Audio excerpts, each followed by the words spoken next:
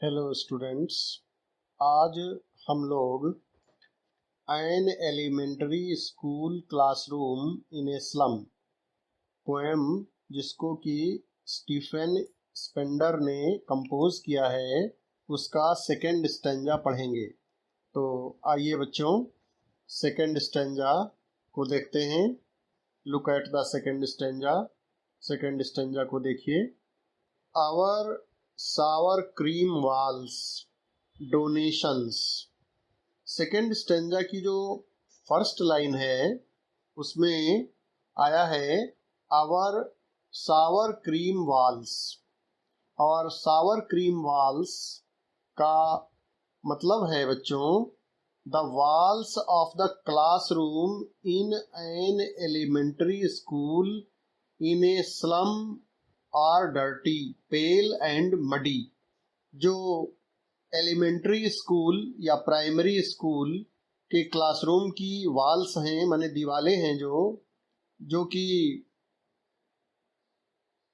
अत्यंत पिछड़े एरिया में है, तो उसकी जो वॉल्स हैं वे डर्टी हैं, पीलिमा लिए हुए हैं, पेल एंड मडी। उसी तरीके से उनका रंग पीला हो गया है। माने जो प्राइमरी स्कूल बिल्डिंग है, स्कूल जो बना हुआ है, उसका जो क्लासरूम है, उसकी जो दीवारें हैं, वो दीवारें जो हैं उनका रंग माने वो देखने में अत्यंत ही भदमैली पीले रंग की दिखाई पड़ती हैं। उसी तरीके से उनका रंग पीला है जैसे कि जो हम लोग, जैसे मक्खन होता है, क्रीम जो होती है ना, उसको जब रख देते हैं कई दिन तक, तो कई दिनों के बाद देखने पर वो पीलिमा लिए हुए दिखाई पड़ता है। उसमें खट्टापन आ जाता है उस क्रीम में, और उसका कलर जो होता है वो पीलिमा लिए हुए होता है। तो वहाँ से पोएट ने तुलना की है कि, और पोएट कहता है कि जो क्लासरूम है उसकी जो दीवारें हैं, एलिमेंट्री स्कूल जो बैकवर्ड एरिया का बना हुआ है, उसका जो क्लासरूम है उसकी जो दीवारें हैं वे कैसी हैं? Dirty. They are dirty, pale and muddy. फिर से देखिए पंक्ति। Our sour cream walls donations Shakespeare's head. और डोनेशंस का मतलब बच्चों क्या होता है? वे चीज़ें जो हम किसी से एक प्रकार से दान में प्राप्त करते हैं। कोई उदार होकर के कोई चीज़ हमें देता है तो वो चीज़ क्या होती है? या हम किसी को देते हैं कोई चीज़ या प्राप्त करते हैं तो वो चैरिटी, डोनेशन कही जाती है।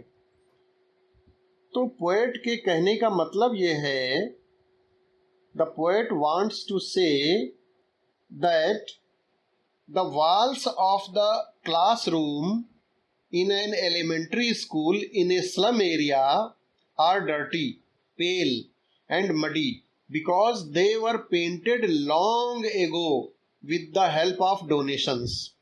माने उन दीवारों की पुताई बहुत पहले हुई थी, उनकी पुताई हुए बहुत समय हो गया है, और बहुत अधिक समय हो जाने के कारण, कई वर्ष बीत जाने की वजह से उनका रंग जो है वो पीला हो गया है, देखने में बहुत भद्दी लगती हैं, मडी हैं वो।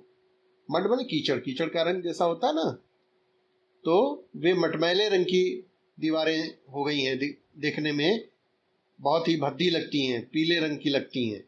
उनकी पुताई कैसे हुई थी? With the help of donations, माने लोगों ने कुछ चंदा वंदा दिया था, तो उस चंदे को वो चंदा इकट्ठा करके उन दीवारों की पुताई कराई गई थी। ये हाल, ऐसी कंडीशन उस एलिमेंट्री स्कूल की है जो, या जहाँ पर बच्चे पढ़ रहे हैं। अब बच्चों एक बात ये ध्यान देनी है कि वो जो दीवारें हैं क्लासरूम की, तो there are some posters that are hung on these walls. कुछ पोस्टर लगे हुए हैं, लटके हुए हैं उन दीवारों पर, और उन पोस्टर्स में, जो पोस्टर्स लटके हुए हैं उनमें एक पोस्टर किसका है? The portrait of Shakespeare William Shakespeare जो इंग्लिश पोएट हुए हैं, बहुत बड़े पोएट और ड्रामेटिस्ट जो हुए हैं, तो उनका चित्र टंगा हुआ है, उनका चित्र लगा हुआ है। There is a portrait of Shakespeare on the wall of the classroom. Classroom की दीवार पर शेक्सपियर का पोर्ट्रेट लगा हुआ है। शेक्सपियर्स हेड, तो शेक्सपियर्स हेड का मतलब क्या है बच्चों, कि जो क्लासरूम की दीवार है, दीवारें हैं, उनमें एक दीवार पर शेक्सपियर का चित्र लगा हुआ है। और cloudless at dawn, cloudless at dawn का मतलब ये है कि there is another picture of the rising sun. एक दूसरी पिक्चर लगी हुई है, दूसरा पोस्टर लगा हुआ है दीवार पर, और वो पोस्टर का है the poster of the rising sun in the sky without clouds. माने उगता हुआ सूरज आसमान में, स्वच्छ आसमान में, बादल नहीं है, स्वच्छ आसमान दिखाया गया है और उगता हुआ सूरज दिखाया गया है, ऐसा एक पोस्टर लगा हुआ है। तो क्लाउडलेस एट डान, डान कहते हैं बेटा बच्चों, डान माने जो सूर्योदय के पहले का समय होता है, सूर्योदय शुरू होता है, तो वो प्रातः काल का जो दृश्य होता है वो डान कहलाता है, अरुणोदय। तो ये पोस्टर क्लाउडलेस एट डान का भी आपका दीवार पर लगा हुआ है। Civilised dome riding all cities, इसका क्या मतलब है? Civilised dome riding all cities का मतलब है बच्चों कि there is also a beautiful picture of buildings with domes. माने एक पोस्टर ऐसा लगा हुआ है, एक पिक्चर ऐसी लगी हुई है जिसमें बड़ी बड़ी बिल्डिंग्स दिखाई गई हैं, जिनमें कि ऊपर गुंबद बने हुए हैं, डोम्स बने हुए हैं, डोम्स मतलब गुंबद। Civilised dome riding all cities, माने जो सिटीज दिखाए गए हैं तो उनमें जो बिल्डिंग्स हैं उनमें गुंबद बने हुए हैं, ऊपर डोम्स बने हुए हैं, उनका भी चित्र है। These buildings with domes are the symbol of good civilization। ये जो इमारतें हैं, ये जो बिल्डिंग्स हैं जिनके ऊपर डोम बने हुए हैं, ये सभ्यता, अच्छी सभ्यता की सिंबल हैं। सिंबल माने प्रतीक, वे गुड सिविलाइजेशन, अच्छी सभ्यता की प्रतीक हैं, समृद्धि की प्रतीक हैं। भाई जो बहुत बिल्डिंग्स जिनके ऊपर डोम वगैरह बने होते हैं तो बहुत ही एक प्रकार से ये माना जाता है कि वो गुड सिविलाइजेशन की सिंबल है। Buildings with domes present in all the cities in the picture show good civilisation and progress. ये क्या दिखाती हैं? अच्छी सिविलाइजेशन और प्रोग्रेस, उन्नति का प्रतीक है। आगे देखिए, अगली पंक्ति देखिए बच्चों, बेल्ड फ्लावरी टाइरोलीज वैली, इसका पहले मतलब समझो। बेल्ड फ्लावरी टाइरोलीज वैली, पोएट जो हैं वो उल्लेख करते हैं टाइरोलीज वैली का। बच्चों ये टाइरोलीज वैली ऑस्ट्रिया में एक वैली है जहाँ की बहुत सुंदर फूल खिलते हैं, बहुत अधिक ये वैली ब्यूटीफुल है, तो उसका वर्णन पोएट ने किया है। तो belled flowery Tyrolese valley, the poet mentions Tyrolese valley because of its natural beauty. प्राकृतिक सौंदर्य की वजह से टाइरोलीज वैली का उल्लेख पोएट ने यहाँ पर किया है।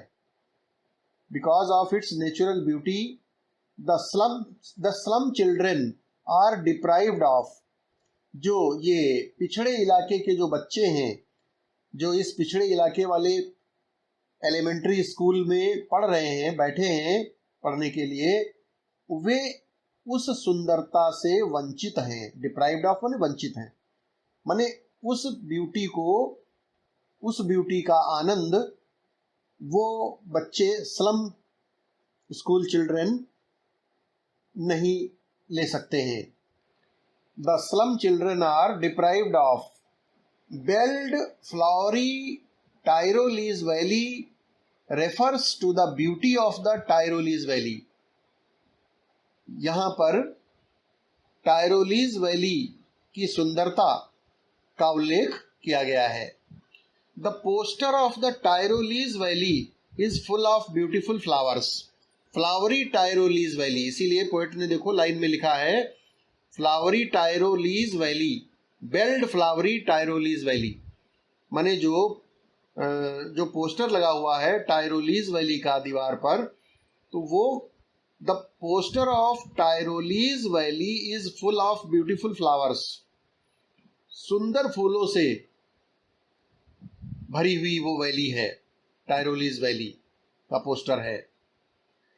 और क्या है, देयर आर चर्च बिल्डिंग्स, उस पोस्टर में कुछ चर्च बिल्डिंग्स बनी हुई हैं विद रिंगिंग बेल्स, और चर्च में बच्चों कुछ घंटियां इत्यादि टंगी हुई हैं जो कि बजाई जाती हैं, ऐसी बिल्डिंग्स भी उस पोस्टर में बनी हुई हैं। तो बेल्ट का मतलब यहाँ पर है माने चर्च बिल्डिंग्स जिनमें की घंटियां टंगी हुई हैं, उनसे तात्पर्य है। अगली पंक्ति देखिए बच्चों, awarding the world its world, इतना देखिए पहले, awarding the world its world, the poor children, ये जो बच्चे हैं गरीब बच्चे विद्यालय के, can not afford to see the outside world, उनके पास इतना पैसा नहीं है कि वे जो बाहर की दुनिया है वे दुनिया में जा करके घूम फिर सकें और दुनिया की सुंदरता को देख सकें। This map serves as a window for them to know the outside world, ये जो मैप है, open handed map, open handed map awarding the world its world, तो वो जो दीवार है विद्यालय की, स्कूल की, उसकी दीवार पर एक नक्शा टंगा हुआ है, एक नक्शा भी टंगा हुआ है, और वो मैप कैसा है, ओपन हैंडेड मैप है। The poor children can not afford to see the outside world, बाहर की दुनिया में वो, उनके पास इतना पैसा नहीं है कि वो घूम फिर सकें, तो उनके विद्यालय, उनके क्लासरूम में, विद्यालय के क्लासरूम में एक नक्शा टंगा हुआ है, there is a map that serves as a window for them, जो कि एक प्रकार से उनके लिए विंडो का काम करता है। जैसे विंडो के बाहर बच्चे देखते हैं बाहर के वातावरण को, ऐसे ही उस मैप को देख करके वो बच्चे दुनिया के अन्य देशों के बारे में जानकारी प्राप्त करते हैं। तो इसीलिए लिखा है open handed map. The map tells them about the world by showing the shapes and sizes of the countries, वो मैप उनको क्या दिखाता है, बताता है, वो दुनिया के बारे में बताता है। उसमें बहुत सारे कंट्रीज बने हुए हैं, बाउंड्रीज उनकी बनी हुई हैं, उनके शेप्स और साइजेस जो है वो उनको बताता है। The world map is described as open handed, कवि ने दुनिया के मैप, जो वर्ल्ड मैप बना हुआ है, जो टंगा हुआ है दीवार पर, उसको ओपन हैंडेड मैप के रूप में डिस्क्राइब किया है, क्योंकि because it provides a generous and kind view of the world, क्योंकि वह बच्चों को एक प्रकार से दुनिया का दृश्य, जेनरस, दुनिया, उदार, generous and kind view of the world प्रदर्शित करता है, दिखाता है उन बच्चों को। तो बच्चों, the line open handed map awarding the world its world, ये जो लाइन है refers to the map of the world, ये है जो दुनिया का एक नक्शा, वर्ल्ड मैप जो टंगा हुआ है, hanging on the wall of the classroom, classroom की दीवार पर जो टंगा हुआ है, तो ये उसको प्रदर्शित करती है। और ये वो जो मैप है वो क्या प्रदर्शित करता है, वो क्या दिखाता है, showing everyone the world out there to explore, दुनिया के देशों की जानकारी कराता है सबको। आगे देखिए बच्चों, and yet for these children, poet कहते हैं लेकिन फिर भी ये जो बच्चे हैं, but the world of the slum children is the limited world, इन बच्चों की दुनिया एक सीमित दुनिया है, ये बेचारे बहुत गरीब हैं, इनके पास इतना पैसा नहीं है कि बाहर जाकर के घूम फिर सकें, दुनिया को देख सकें। तो ये जो है the world of the slum children is the limited world, इनकी दुनिया एक सीमित दुनिया है, सीमित दायरे की दुनिया है, which can be seen through the Windows of the classroom, जिसको कि उस क्लासरूम की विंडोज के जरिए बच्चे देखते हैं या देख सकते हैं। The world of the slum children is not world shown by the map, जो दुनिया में पूरी दुनिया का जो मैप बना हुआ है उसमें जो दुनिया के देश दिखाए गए हैं वो दुनिया उनकी नहीं है, उन स्लम चिल्ड्रन की वो दुनिया नहीं है उनकी। To these children, the window shows them only grey sky and foggy future. इन बच्चों को जो उनकी क्लासरूम की उनके जो विंडो है वो दिखाती है उनको सिर्फ एक प्रकार से भूरे रंग का आकाश और उनका फॉगी फ्यूचर, माने जो उनका अंधा भविष्य है, अंधकार से घिरा हुआ भविष्य जो है। The future of these children is dark and uncertain. इन बच्चों का भविष्य अंधकार से घिरा हुआ है और अनिश्चित है। So the poet says, इसीलिए कवि कहता है बच्चों कि that it is painted with a fog, कि वह एक प्रकार से फॉग से पेंट किया हुआ उनका फ्यूचर है। फॉग कहते हैं बच्चों कोहरा, धुंध, धुंध को, जो धुंध होती है जाड़ों में, कोहरा होता है, मिस्ट, तो उसको हम फॉग कहते हैं। Their future is painted with a fog. उनका भविष्य एक प्रकार से फॉग से पेंटेड है। They are poor, वे गरीब हैं, and there is no one to provide them proper guidance, और कोई उनको सही गाइडेंस देने के लिए कोई नहीं है। तो ये ऐसे हैं बेचारे वो स्लम चिल्ड्रन जिनका की चित्रण पोएट ने किया है। आगे देखिए बच्चों, a narrow street sealed in with a lead sky, a narrow street sealed in with a lead sky. ये जो पंक्ति है बच्चों, ये जो लाइन है, इसका मतलब है it means that the slum children live in congested narrow street, कि ये जो पिछड़े इलाके के बच्चे हैं वे एक संकीर्ण गली में, मतलब बहुत पतली गली है, उसमें उनके घर हैं, कंजेस्टेड बहुत है वो गली, कंजेस्टेड गलियों में उनके घर हैं, वो वहाँ रहते हैं टूटे फूटे घरों में। They are trapped and have no other place to go, वे एक प्रकार से जैसे कटघरे में आदमी बंद होता है, ऐसे बेचारे वो उनका वो भी उस छोटी से स्थान में ट्रैप्ड हैं और उनके पास कोई दूसरा स्थान घूमने फिरने के लिए नहीं है जहां वो जा सकें। It symbolizes the dark future of the slum children.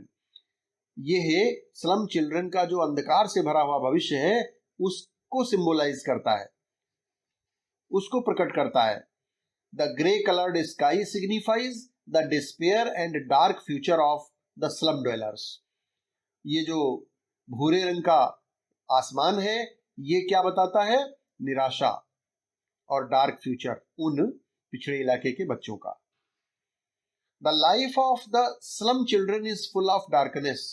जो स्लम चिल्ड्रन है, जो पिछड़े इलाके के बच्चे हैं, ये इनका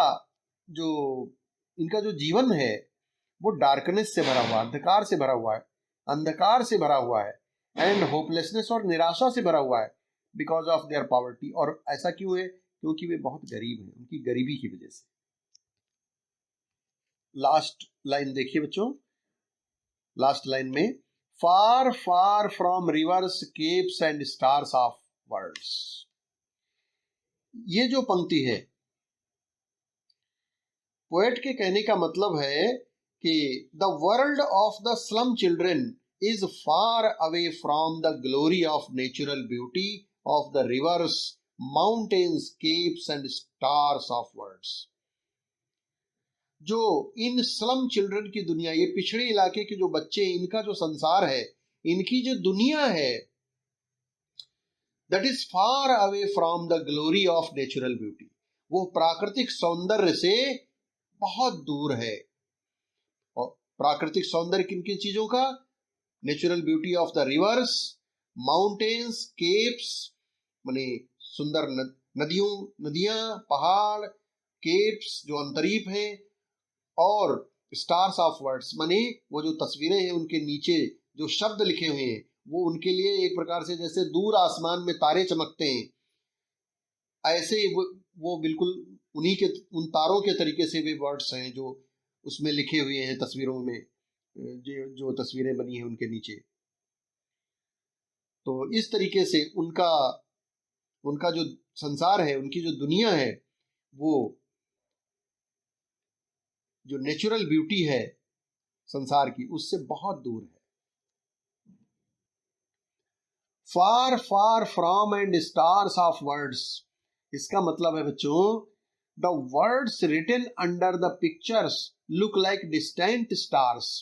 जो तस्वीरों के नीचे शब्द लिखे हुए हैं वे जैसे आसमान में दूर के तारे दिखाई पड़ते हैं, ऐसे ही वो उनके लिए शब्द है। दे कैनॉट अंडरस्टैंड देम, उनके पास इतना ज्ञान नहीं है कि वो उन लिखे हुए शब्दों का अर्थ समझ सके। फिर बच्चों इसमें एक वर्ड आया है सील्ड, सील्ड का मतलब है लॉक्ड मतलब घिरा हुआ, और एक वर्ड आया है केप, केप को बच्चों हिंदी में कहते हैं अंतरीप। अंतरीप क्या होता है? A cape is a large piece of land that sticks out into the sea from the coast. अंतरीप जो होता है वो भूमि का वह पतला सकरा भाग होता है जो समुद्र में दूर तक चला जाता है, पतली पट्टी अंदर तक धसी होती है समुद्र में, उसको हम कहते हैं केप। तो पोएट ने इसको यूज किया है कि वो पोएट की जब ये कहता है कि जो नेचुरल ब्यूटी है रिवर्स, माउंटेन्स, केप्स की, उससे उनकी दुनिया जो है बहुत दूर है, उनकी दुनिया में और जो संसार की नेचुरल ब्यूटी है उसमें बहुत बड़ा अंतर है, अंतराल है, बहुत बड़ी दूरी है, वे उसका आनंद नहीं ले सकते हैं। इसके लिए केप वर्ड उन्होंने यूज किया है। तो बच्चों ये अपना आज सेकंड स्टैंजा पूर्ण हुआ। आप सभी भैया ये मीनिंग्स और ये जो भी मैटर है इसको ठीक से नोट कर लें और फिर इसको तैयार